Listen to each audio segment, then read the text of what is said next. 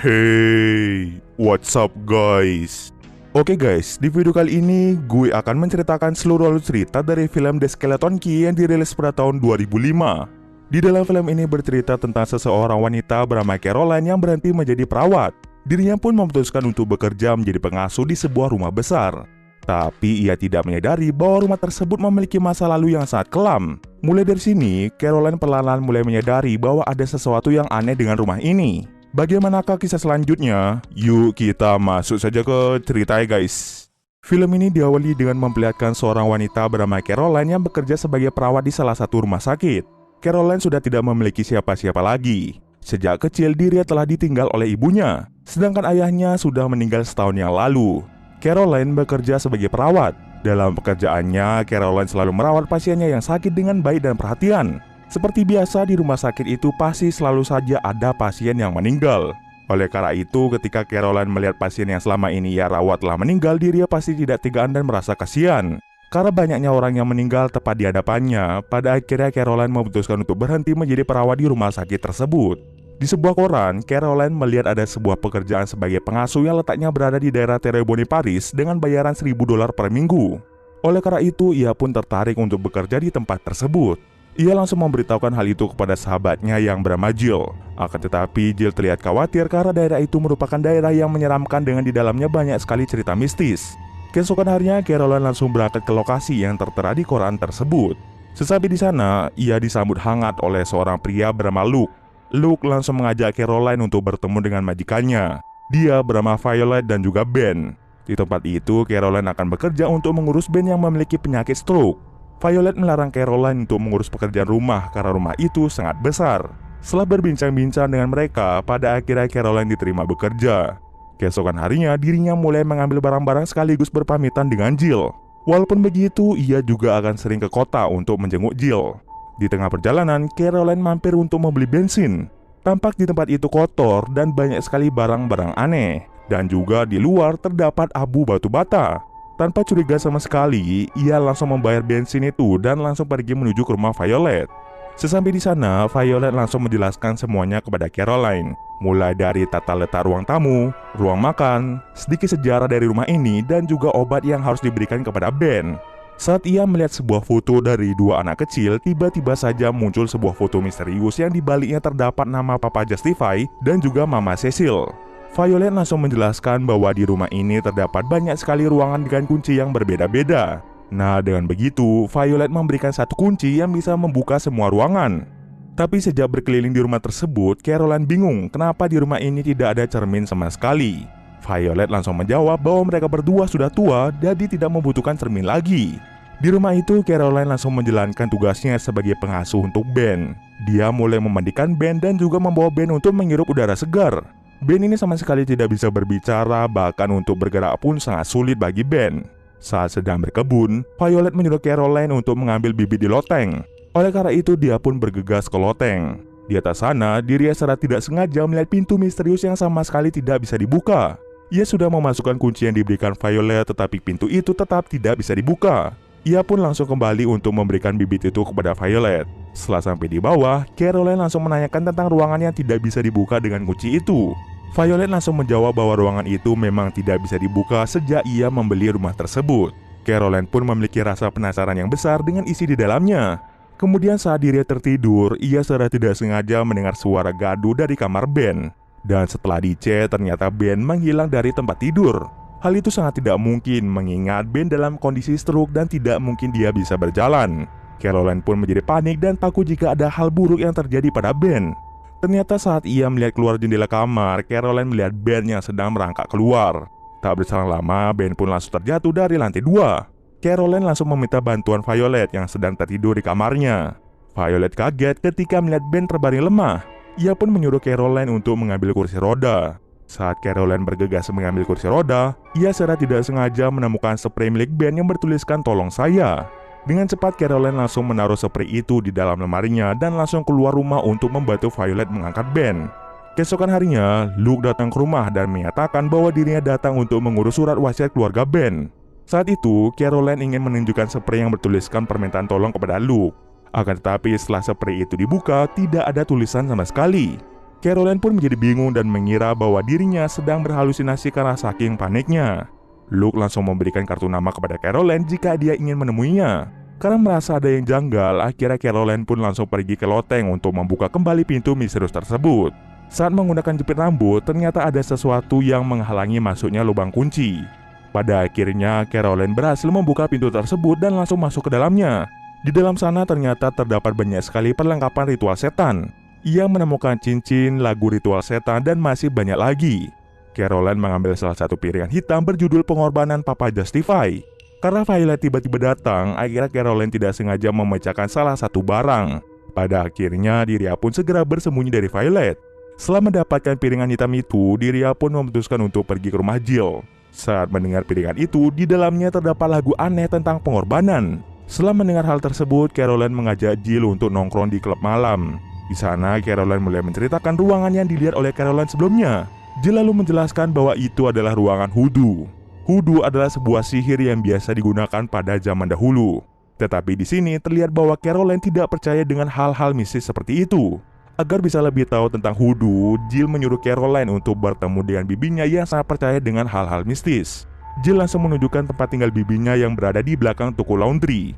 Karena mereka berdua sama-sama tidak percaya dengan hal yang begituan, pada akhirnya mereka berdua pun memutuskan untuk kembali. Di rumah Violet, Caroline diam-diam memasang semua cermin pada tempatnya. Dan keesokan harinya, Violet sangat terkejut dan langsung memarahi Caroline karena telah memasang cermin. Namun Caroline tidak tahu alasan mengapa tidak boleh ada cermin di rumah ini. Ia langsung memaksa Violet untuk menceritakan apa yang sebenarnya terjadi. Violet pun langsung menceritakan masa lalu rumah itu yang sebenarnya pada Caroline. Sekitar 90 tahun yang lalu terdapat seorang pria bernama Thorpe yang mendapatkan kekayaan dengan menipu orang-orang miskin. Dia tinggal bersama dengan keluarganya dan juga dua pelayannya yang bernama Papa Justify dan juga Mama Cecil. Nah, Thorpe ini tidak tahu kalau dua pelayan itu merupakan seorang dukun atau penyihir.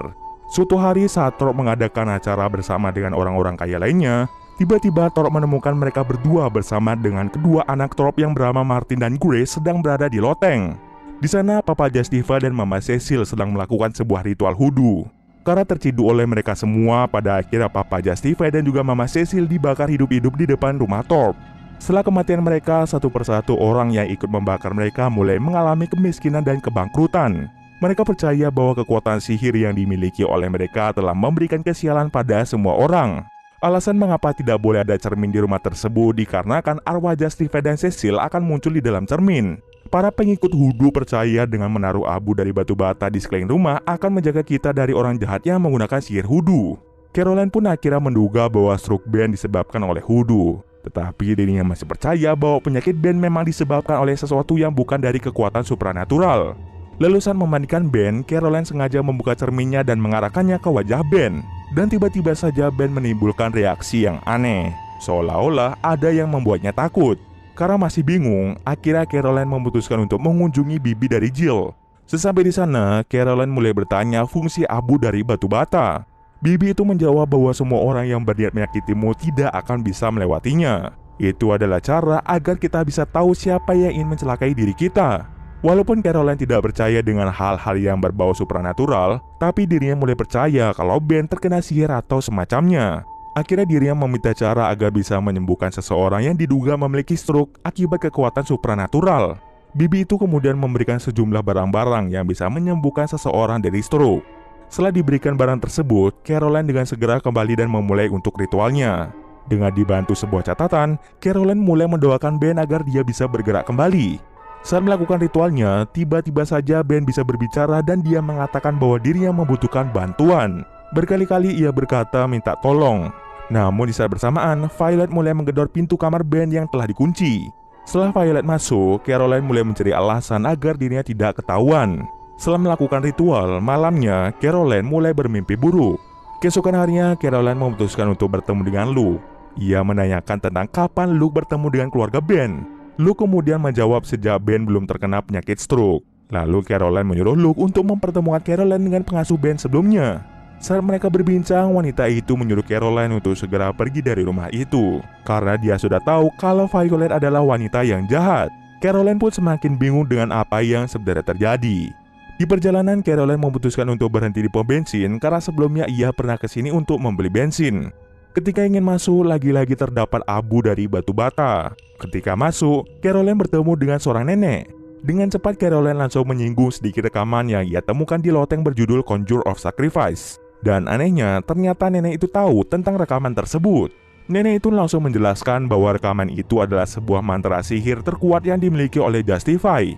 Mantra itu bisa membuat seseorang terhindar dari kematian dengan cara menumbalkan orang lain. Caranya adalah dengan memindahkan jiwa kita ke tubuh orang yang lebih muda. Seketika Caroline pun sadar kalau Violet ingin menumbalkan Ben agar dirinya tidak bisa mati. Karena sudah tidak ada waktu lagi, akhirnya Caroline memutuskan untuk pergi sendiri. Saat sampai di rumah, Caroline langsung menguji teorinya dengan menaburkan abu dari batu bata. Dan benar saja, terlihat Violet tidak bisa melewati abu tersebut. Walaupun Caroline sudah memaksanya, Violet tetap tidak mau masuk. Pada akhirnya Caroline langsung menaburkan sebuah obat bius ke dalam minuman Violet yang bisa membuatnya menjadi pingsan. Setelah pingsan, Caroline dengan cepat langsung membawa Ben ke mobil dan membawanya pergi dari situ. Akan tetapi Caroline mendapatkan masalah di mana ternyata pagar rumah tersebut sudah digembok menggunakan besi. Ia sudah mencoba untuk menabraknya tetapi semuanya tidak berhasil.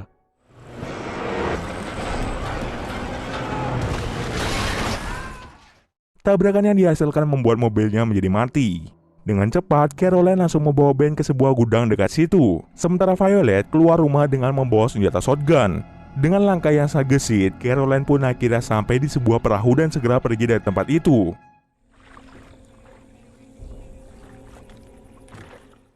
Singkat cerita saja, dirinya pun sampai di rumah Luke. Ia mulai menjelaskan semuanya tentang Violet yang berusaha untuk membunuhnya. Saat Luke sedang ke belakang, Caroline mulai melihat barang-barang milik Luke. Dan ternyata terdapat banyak sekali foto milik Caroline. Dirinya pun sangat terkejut karena Luke memang sudah mengincar dirinya dari awal untuk bisa menjadi pengasuh di rumah Ben. Seolah-olah Luke memang sudah merencanakan semuanya. Ternyata bukan Ben yang akan ditumbalkan, melainkan Caroline itu sendiri. Tapi tidak hanya itu, ia juga menemukan cincin yang sama seperti di loteng. Tiba-tiba saja Luke datang dan langsung membuat Caroline pingsan. Bangun-bangun, dirinya sudah berada di mobil milik Luke. Luke ternyata membawa Caroline kembali ke rumah Violet. Dan ternyata memang benar Luke dan Violet bersekongkol. Luke memang sengaja mengincar Caroline untuk bisa menjadi pengasuh di rumah Ben. Nah, setelah menjadi pengasuh, Caroline akan segera ditumbalkan. Di sana Caroline mulai marah kenapa Luke bisa berpihak pada Violet. Violet kemudian menanyakan di mana Ben berada. Caroline langsung memberitahukan tempat di mana dia menyembunyikan Ben. Selagi Violet keluar, Caroline diam-diam masuk ke dalam kamar yang sebelumnya sudah ia taburkan abu dari batu bata. Caroline sudah tahu kalau Luke dan Violet tidak bisa melewati abu tersebut. Dengan cepat ia langsung melarikan diri melalui jendela dan masuk kembali melalui ruangan lain. Ia langsung mengambil abu dari batu bata untuk ditaburkan di sekeliling rumah tersebut. Tahu jika Luke tidak bisa melewatinya, pada akhirnya ia pun melewati jalan lain. Terjadilah aksi kejar-kejaran antara mereka bertiga. Sampai pada akhirnya Violet berhasil mencekik Caroline. Akan tetapi dengan sekuat tenaga, Caroline langsung melempar Violet dari lantai 2. Ia lalu mengambil telepon dan bersembunyi di pintu menuju loteng. Akhirnya ia pun berhasil menghubungi 911 dan juga temannya yaitu Jill untuk datang ke sini. Namun karena Luke dan Violet sedang menuju ke loteng, akhirnya dia pun mencoba untuk bersembunyi. Ia langsung membuat lingkaran perlindungan sesuai instruksi dari buku sihir tersebut. Ia berharap kalau lingkaran itu bisa melindungi dirinya dari serangan Luke dan juga Violet. Setelah berhasil membuat perlindungan, dirinya percaya kalau itu bisa melindungi dirinya sendiri. Tetapi ternyata semua itu sudah direncanakan oleh Violet. Sebenarnya lingkaran perlindungan yang dibuat oleh Caroline merupakan lingkaran ritual yang bisa membuat jiwa seseorang tertukar. Caroline sama sekali tidak bisa keluar dari lingkaran yang dia buat itu. Violet langsung menghidupkan piringan hitam itu dan menyuruh Caroline untuk melihat cermin. Dan tiba-tiba saja muncul bayangan-bayangan dari Grace, Violet, dan Mama Cecil. Tiba-tiba cermin itu menabrak Caroline dan membuatnya menjadi pingsan.